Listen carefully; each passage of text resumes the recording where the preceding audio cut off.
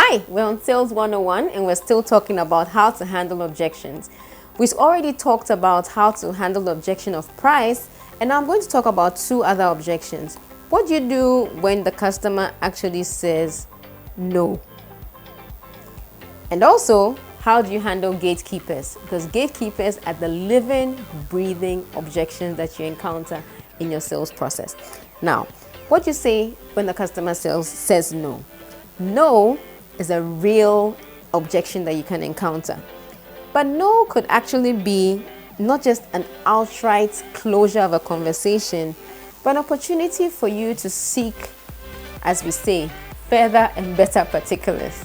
And so you want to figure out, why are they saying no? Instead of leaving angrily and closing totally the communication lines, you want to be able to figure out, why are they saying no at this time? Now, typically, if you try to engage further, you might actually find out some very interesting information.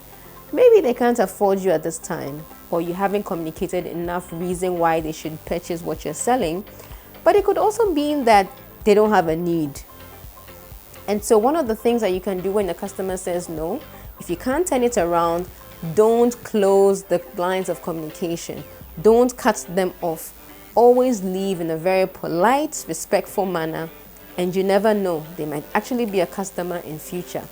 The next objection that you might face is the objection of gatekeepers. Like I've already said, the gatekeepers are living, breathing objections. And sometimes they can be very, very difficult to get around. In some situations, you might refer to them, or situations with gatekeepers, as bureaucracy, red tape, or just difficult people who you try to get around. Now, what do?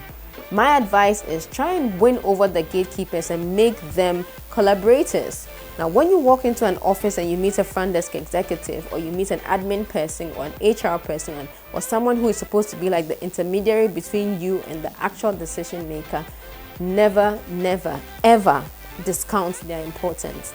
There's a very interesting book that you can read by Dale Carnegie. It's How to Win Friends and Influence People.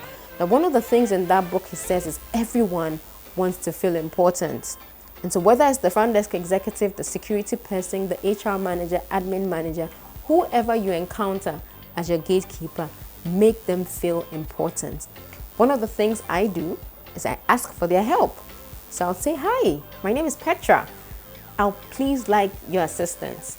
Immediately you ask someone for assistance, it makes them feel that you actually recognize that they're important and that you want their help.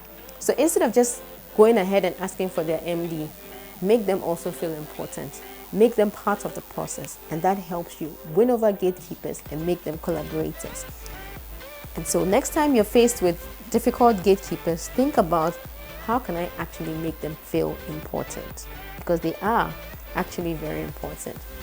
So that's been all of it in handling objections. There's much more to know. So you can grab a copy of the book, and we'll tell you how to grab a copy of the book. And so you can read more about it, and hopefully it helps you handle your objections better. See you.